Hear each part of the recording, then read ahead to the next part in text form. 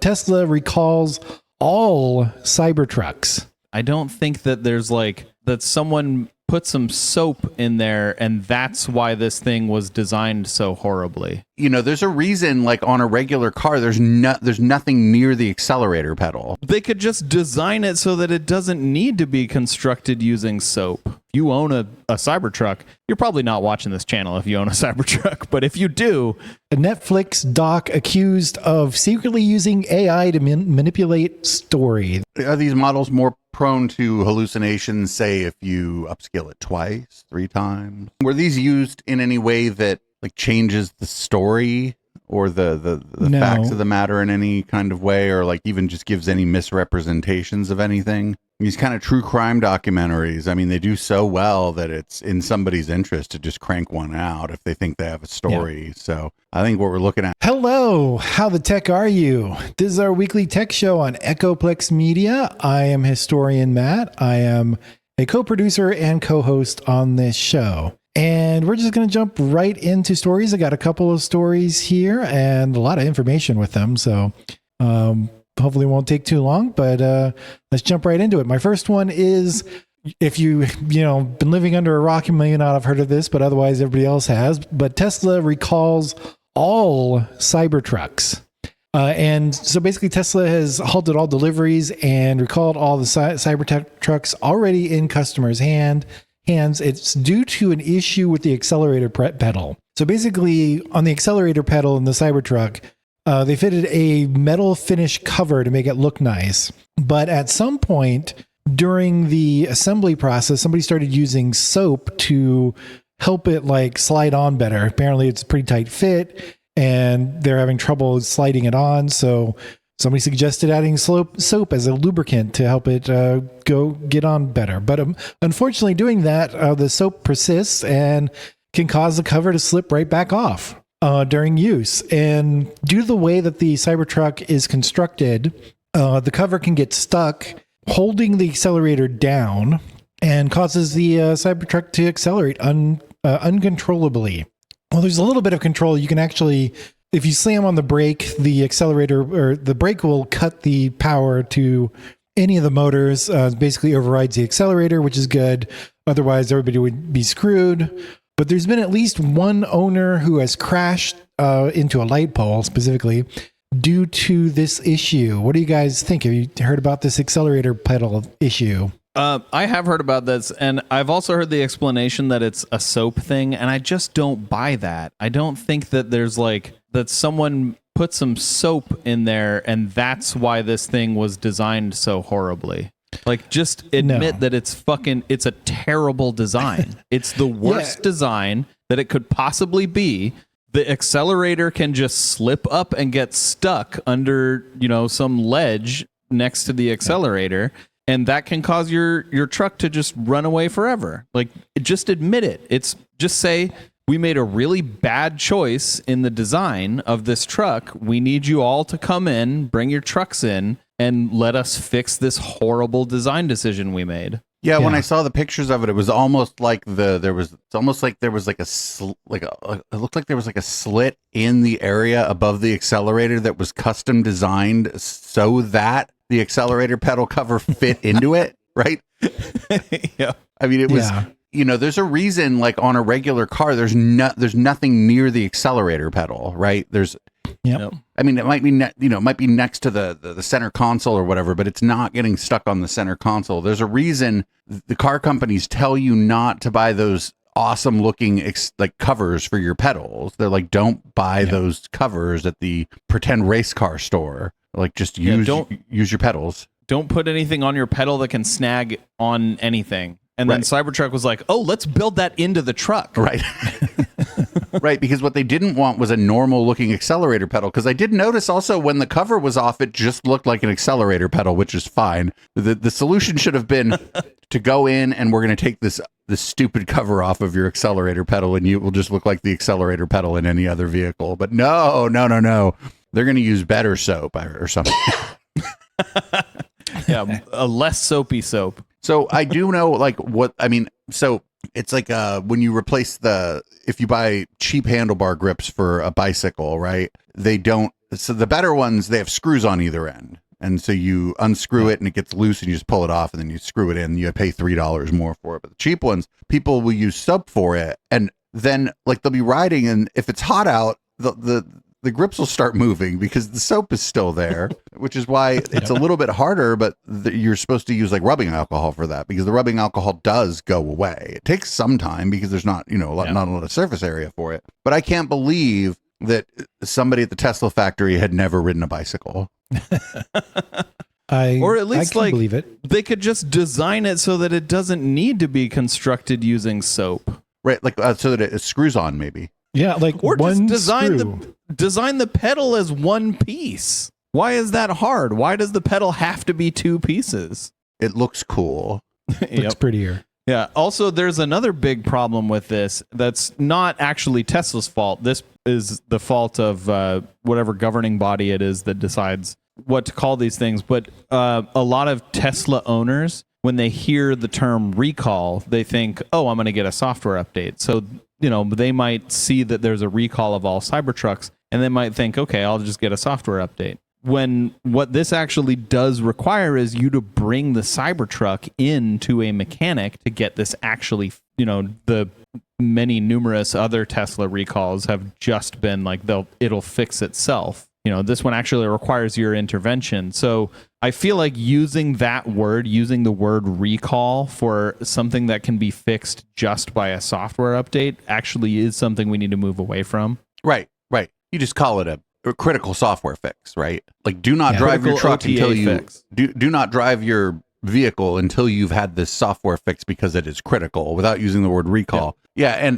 I didn't know that they were doing that before, that they were calling it a recall and then just sending you sending you like an update. That's dumb. Yeah. So like a lot of these Tesla owners have grown accustomed to, whenever they hear about a recall, they just think, oh, I don't need to do anything because it'll be handled by Tesla over the air. And in this case, it absolutely is not.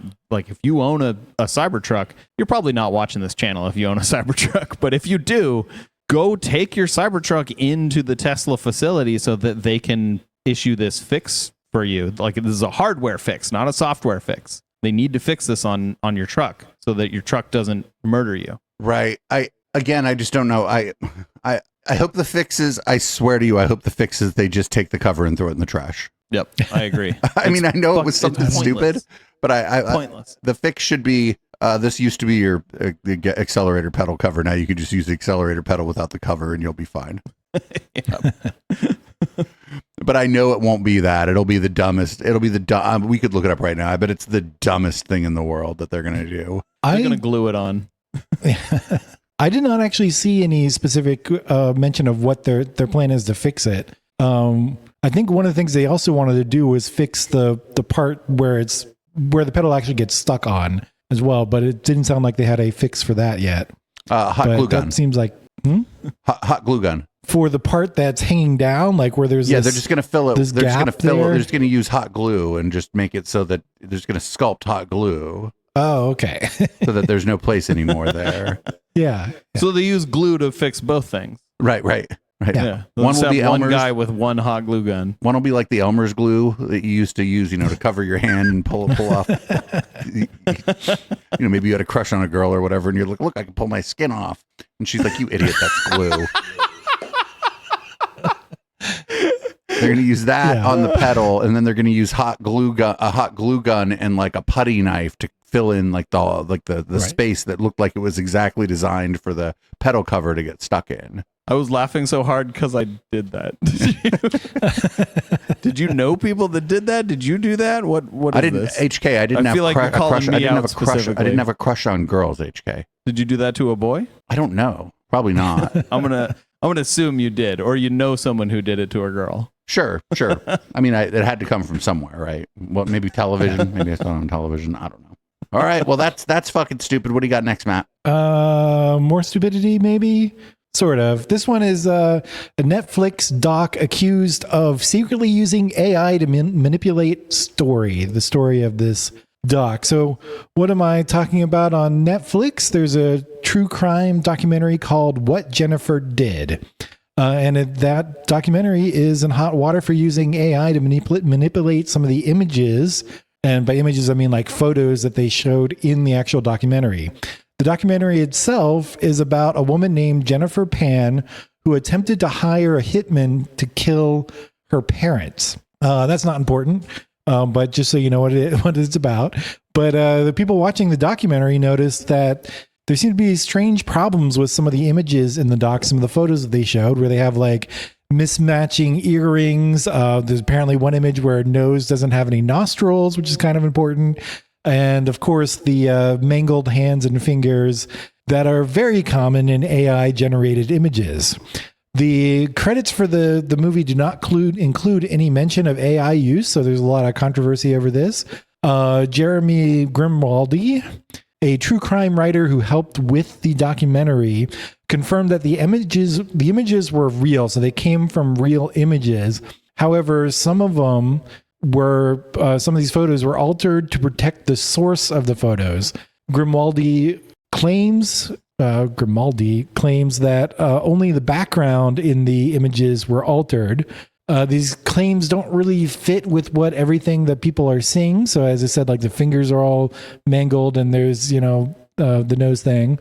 So there's another guy, Joe Foley, who's a photographer familiar with AI image manipulation, wrote a post on Creative Block, which is a website. I'm not sure what it's all about, but he claims that the documentary may not have been using AI may have been using the AI to enhance the resolution of low quality photos.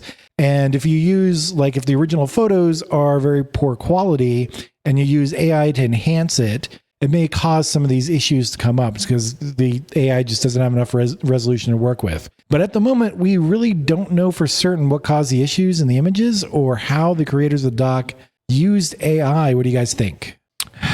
So I'm pretty familiar with how a lot of these AI models work. And I can tell you that if you're trying to upscale an image, so you're taking a small image that has low resolution and you're trying to turn that into a larger image that has a higher resolution. Generally, what you will use is a model based on GAN, which stands for General Adversarial Network. It is not a diffusion model. Diffusion models are the models that are very susceptible to hallucinations, which is, getting the number of fingers wrong, having like 3 fingers on a hand or like 10 fingers on a hand, getting the number just vastly wrong. Or a nose without nostrils actually could be something a GAN would produce. Not generally. It would only be if the small image very clearly had a nose that looked like it had no nostrils.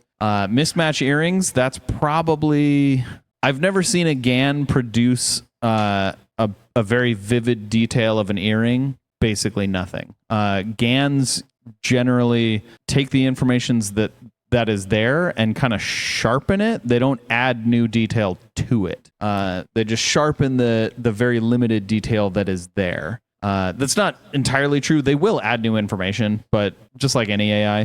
But it's much less so than something like a diffusion model, which is where you get the mangled hands and the creating earrings out of nothing. You can use a diffusion model to upscale an image, but you usually don't.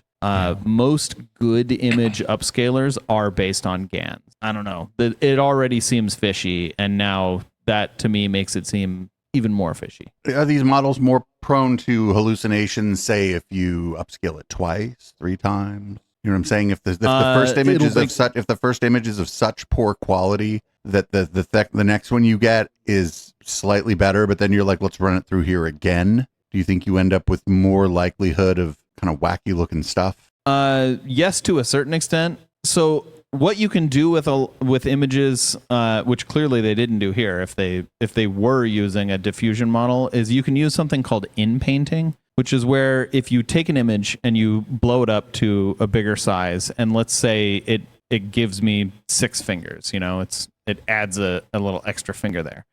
You can use an in-painting version of a model, which has been trained on like specific parts of images, and you can just like select the portion of the image that contains that hand that has 6 fingers, and you can tell it like just generate a hand. and tell it. You can either use the whole image, or you can, and you'd have to describe what's in the whole image, or you can use just the portion of the image that has the hand, and tell it what's in that portion, which you'd just say like a hand spread out with its fingers visible, something like that. And that will fix a specific part of the image. But if they were just being like careless about it, and they just, they let's say they were trying to get this done by spending as little money as possible, and they just went on like one of these marketplaces and were just like, who can blow up all these images for me, cheapest price? And someone was like, I'll do it, and they just put it all into an AI thing, and it blew them all up and gave everyone 6 fingers. You're not going to catch that because someone's not actually spending the time to look at it and using an in-painting model to fix all of these little mistakes that it makes. So you can fix mistakes like that using AI. So if those mistakes aren't there, it's not necessarily that it wasn't created with AI. But if those mistakes are there, especially having like more than 5 fingers or fewer than 5 fingers, when the person actually had 5 fingers, that is a telltale sign of using AI. Cool. Do we know, were these used in any way that like changes the story or the facts of the matter in any kind of way, or like even just gives any misrepresentations of anything? No, this seems to be an issue with, like, they were not intentionally trying to change the story or anything, but rather they had a limited number of images to work with, and some of them seemed to be low quality, and they wanted to show them on the documentary to show who this person was. Apparently there's at least one point, I guess towards the beginning, where there is a like a photo montage kind of thing going on. And they just and that's where a lot of this stuff kind of shows up. I also want to point out that it wasn't just blowing up images, as the guy that was working with the documentary talked about. He said they changed the background, and that was specifically for privacy reasons. Basically, they didn't say exactly what the issue was, but they wanted to keep the person who's in the image, but get rid of the background so you don't know where, and change the background so you can't figure out where they were or something at some point. You can do that without AI. Yeah. It could have been for any number of reasons. Other people that were in the image that didn't agree to be in the documentary. Any number of reasons. I don't know. I don't think this is a big deal. It's a little bit creepy and careless, but like the thing about it is like these kind of true crime documentaries. I mean, they do so well that it's in somebody's interest to just crank one out if they think they have a story. Yeah. So I think what we're looking at just carelessness and probably greed here, because like the story had said that it was in the top 10 Netflix content period when it came out. So maybe they were under pressure to get it out, and I don't know. I'm not sure that it's interesting, but I don't know. I ain't that mad at them. Yeah. I think this entire thing could have been completely avoided just by labeling an image as AI manipulated. Just label every image that you manipulate with AI. Just label it. Yeah, and but probably more like in the credits of the documentary, say that some of the images were manipulated using AI. Maybe even more detail in the credits or whatever, or for information on the the manipulated images used in this video, go to this website or whatever. Yeah, that'd be easy enough. Yeah, and like you said, Dave, I don't think it was intentional. I don't think they were trying to. I mean, it was intentional probably to use AI, but I don't think it was they were intentionally trying to change the story or lie about something or something like that. I think they were just trying to use resources that were not great, and they're trying to improve those resources, however, and put it in the documentary. But you got to be real careful with this stuff, and this could be the beginning of somebody later could do the same thing to actually intentionally falsify some story. So we got to come up with good practices around using AI in documentaries like this. I think every single image, if it's on screen, should be labeled AI generated or AI manipulated. Yeah, it's easy. There could even be like shorthand for it eventually. We could call it AIM, so that people thought of that little yellow man that used to run for the AOL Instant Messenger. That was clearly done. It was clearly made using a computer, right? That's not a real person. This has been How the Tech Are You? This is our weekly tech show. As with our other content, things are going downhill quickly in society, and I don't know, you can give us money so that we can continue to cover the degradation of society through technology, culture, and politics. You can do that at echoplexmedia.com. Click on the support tab and find your favorite way. I don't know, buy a cute shirt after what I just talked about. I don't know what to say here. You'll see 2 videos here, I suppose. Have a great tech and week.